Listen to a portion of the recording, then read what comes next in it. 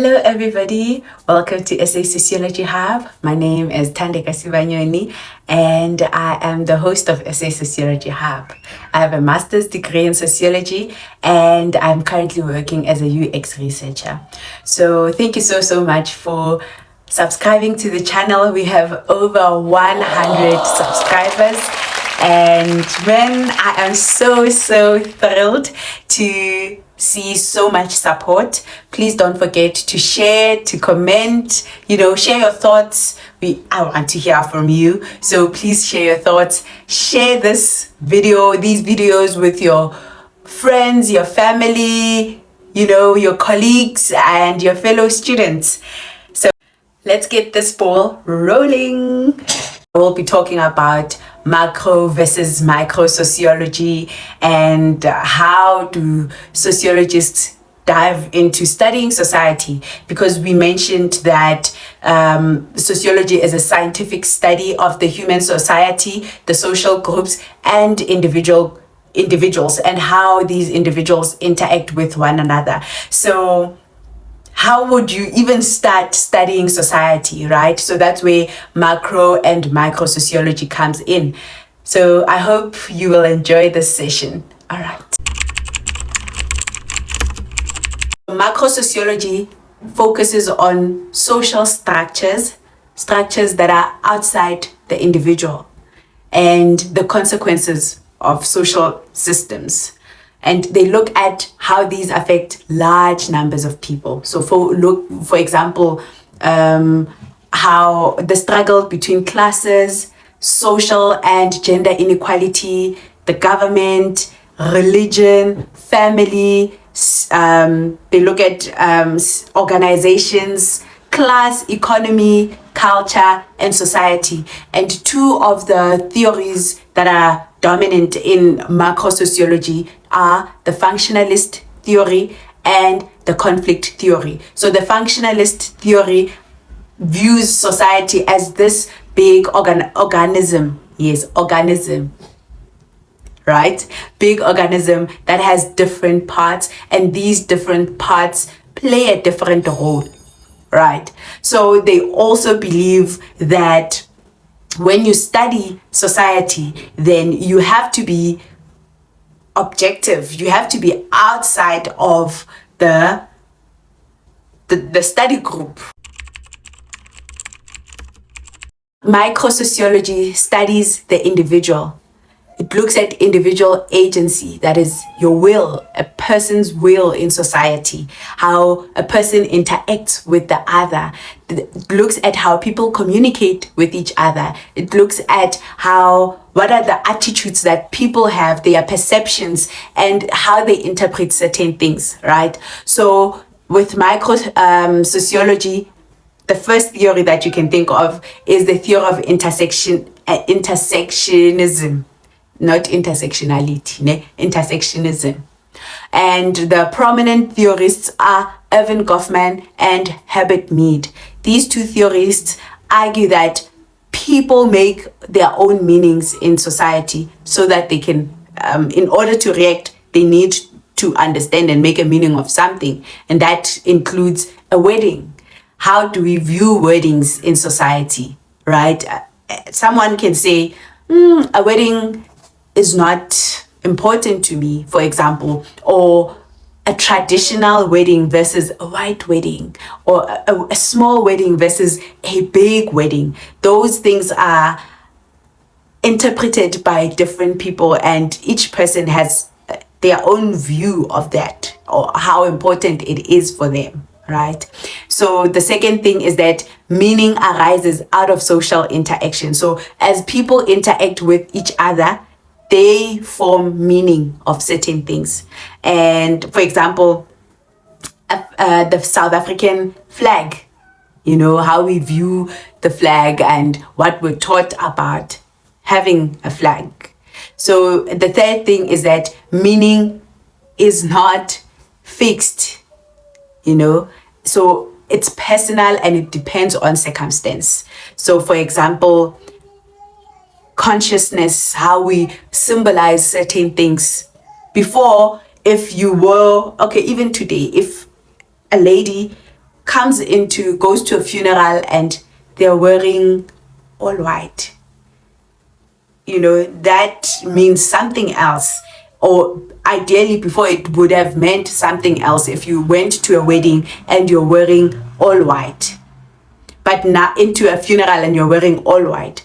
But now, if some people can choose to wear a white gown at a wedding, at a funeral, or something white at a funeral, and that would represent that, you're celebrating an angel, or a celebration of this person's life, which was bright, right?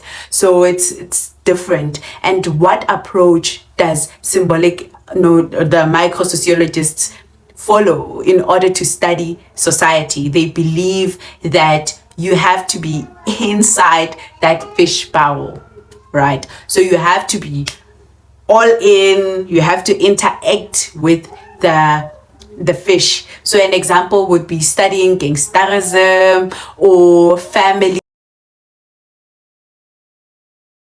So now that we have the theory of the functionalist theory, the theory of intersectionism, the conflict theory, looking at macro versus micro sociology, I just thought, I should add these theories that yes, there are arguments that these theories are Western and some of them do not apply to the African context. For example, for so long, society has been analyzed according to Western theories, but there are African theorists that have been studying society.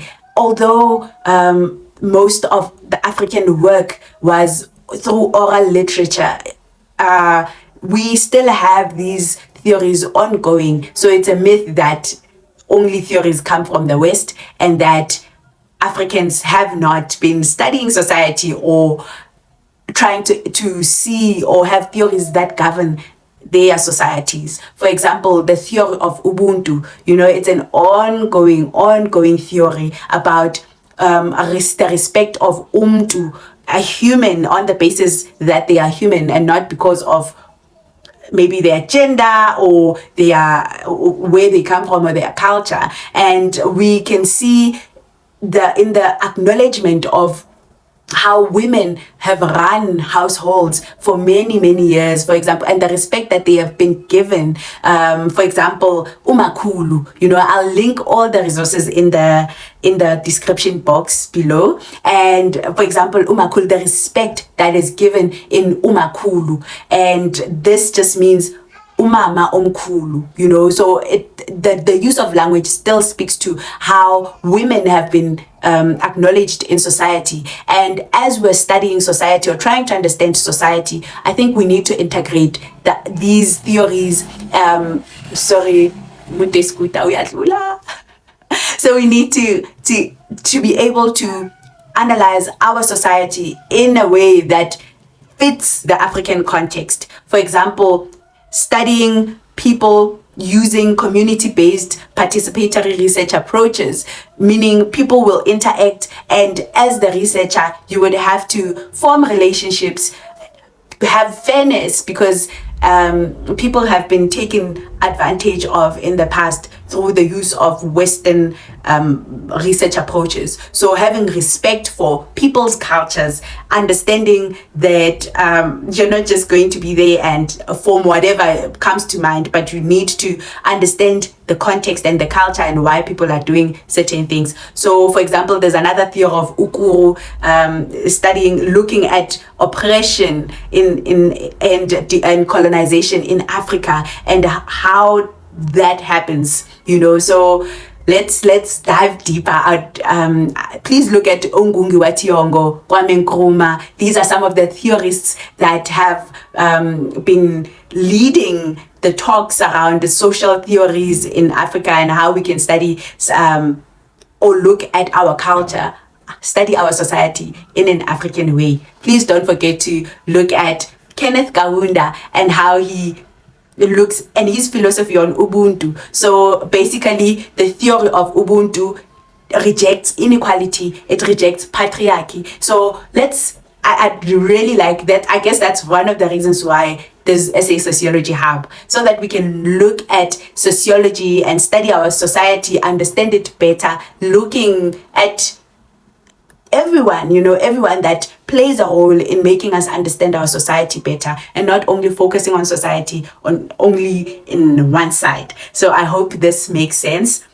So macro sociology. So I guess even in the African theories, we would need to apply research. And this is not to say you are totally rejecting the Western ways, but we have to make sure that how we study society, yes, the macro and the micro societies, we also have to be aware of the context and the cultures and just the history of people before studying, just saying, okay, here I'm just going to be quantitative, or here I'm going to be qualitative. So how can we mix approaches, and how can we study society, the societies that have been previously disadvantaged, in a way that would benefit them? So I hope this makes sense. In the coming weeks, I will definitely dive deeper into different research approaches and how sociologists, the laws that govern how we do, or the ethics that govern how we study society. Because I'm studying society, but I'm part of society. So how do I balance? Thank you so much. I hope you enjoyed this session and you understand the difference between macro and micro sociology. So macro studies structures and the consequences of social systems, and micro sociology looks at individuals and how they form meaning, how they make meaning and interpret certain things. There's also the African theories that govern how we should be studying society. For example, the theory in the macro sociology, we look at functionalism, we look at conflict theory. There's also micro sociology that looks at the theory of interactionalism. Is how people interact with each other. There's also the theory of Ubuntu, the theory of Ukuru, and there's a research approach in the African theory called the community-based participatory research approach. So I will dive deeper into these next week. I hope you enjoyed this session. Thank you so much. Please don't forget to let me know how you think we can integrate the Western. Can we ever integrate the Western and African ways of studying society? Did you understand what macro and micro sociology means? What can you add? Please add something. And don't forget to comment, to like, to share, and to subscribe. Please hit the notification bell so that each time we post videos, you can get a notification. Thank you so much. I'll see you again next week. Bye.